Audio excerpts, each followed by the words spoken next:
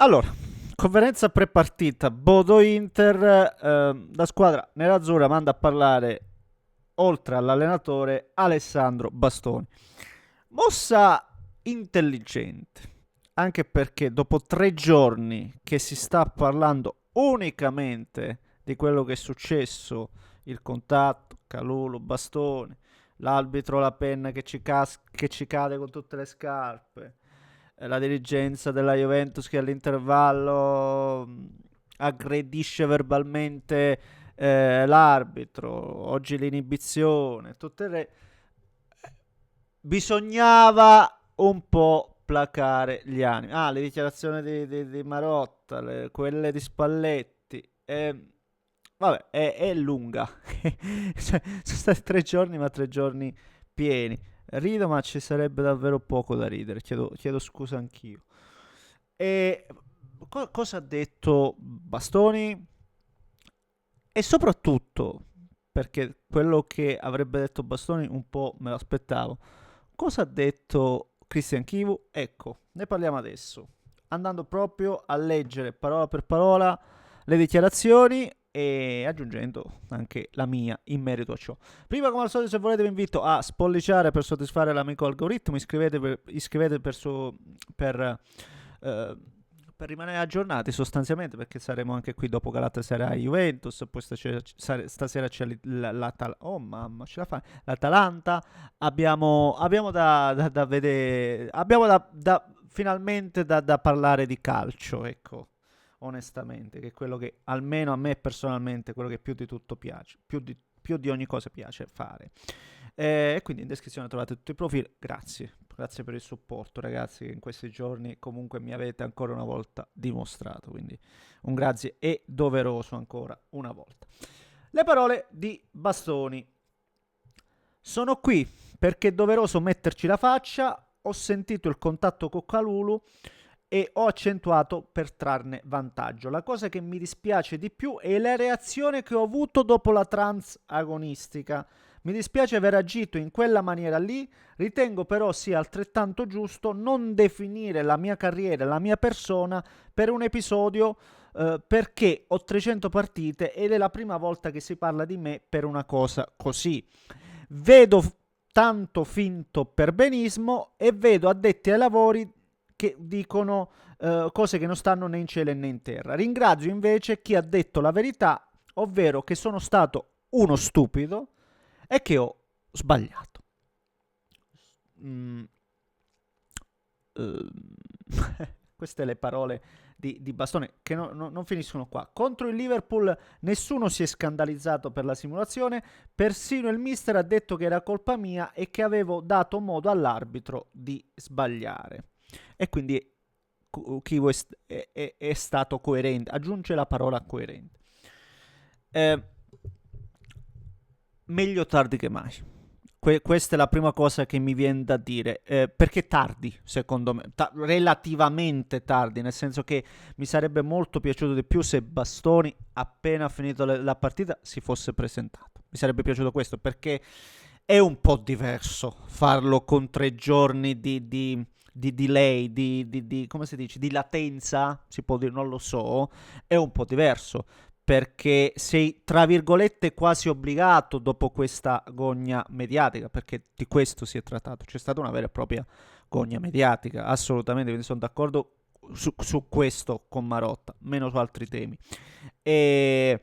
Però non era comunque scontato e questo non deve in qualche modo, no, depotenziare troppo queste scuse, perché comunque quando una persona ammette un errore, seppur quasi indotto dalle circostanze, seppur ribadisco con ritardo, seppur dopo aver subito delle pressioni mediatiche, non prendiamoci in giro, comunque il ragazzo prende atto di aver fatto qualcosa di sbagliato e questo non è di poco valore. Ripeto, gusto personale sarebbe stato per me, nel mio, come dico sempre, nel mio calcio ideale, dove non si sarebbe proprio arrivata a una cosa del genere perché una simulazione del genere non l'avrei proprio voluta vedere, però avrei preferito Bastoni che si presenta subito e si scusa, Kivu che ammette tranquillamente quanto è accaduto e lì sei, secondo me, non voglio dire immacolato, però non dai modo a quei perbenisti, e su questo sono talmente d'accordo con Bastoni, perché poi c'è stato un perbenismo, lezioni di moralità, delle robe che, ma da una parte e dall'altra, non entro nel merito, perché ripeto, per me ci sono tifosi dell'Inter, ci sono tifosi della Juventus e poi ci sono i tifosi medi, che sono purtroppo gran lunga di tifosi dell'Inter e della Juventus. Che ognuno con il tirare l'acqua al proprio mulino e via dicendo, che sono uscite con delle robe assurde. Andiamo a Kivu, perché Kivu secondo me è uscito un po' allo scoperto adesso Kivu, no? Perché sul discorso di Spalletti, come rispondi a Spalletti che appunto aveva detto che non deve dare del bischero a Calulu dopo aver subito una roba del genere? E io totalmente d'accordo con Spalletti in questo. E lui dice: non vado a rispondere agli altri, quindi non vado a rispondere a Spalletti. Io dico la mia e dico quello che vedo e quello che penso. Non mi interessa quello che si dice dove c'è magari un po' di frustrazione e non sono in grado di gestirla. Quindi anche una sorta di controattacco alle parole di Spalletti.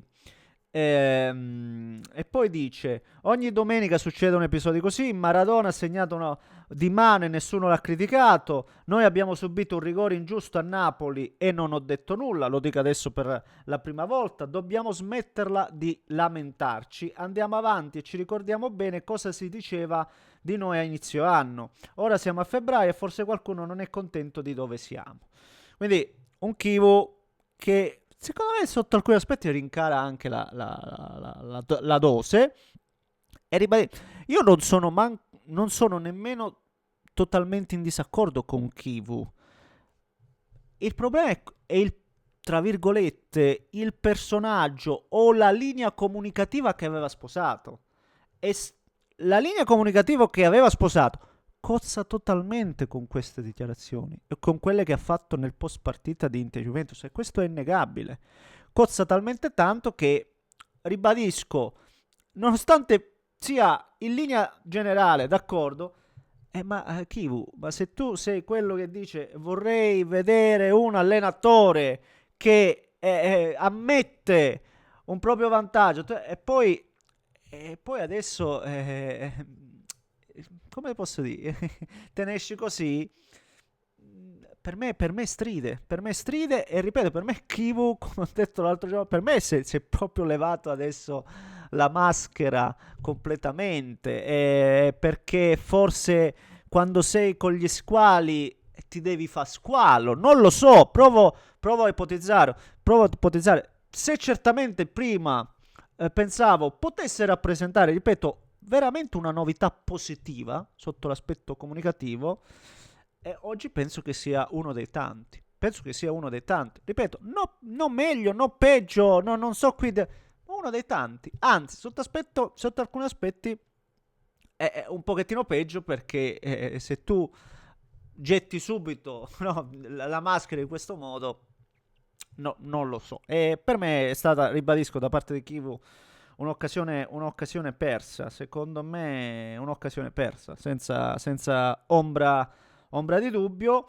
E niente, ragazzi miei, niente, questo è.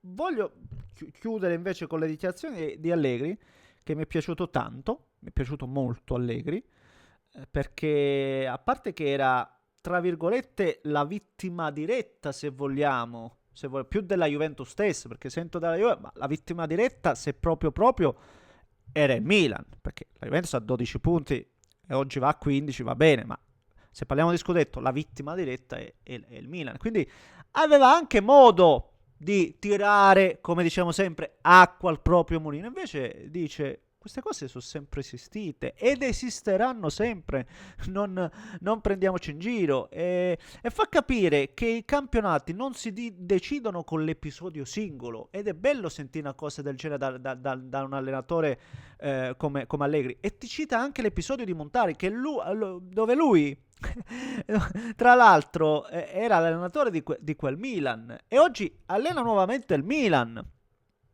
Quindi, se l'avesse detto quando allenava la Juventus, poteva apparire. No, oggi lo dice allenando nuovamente il Milan.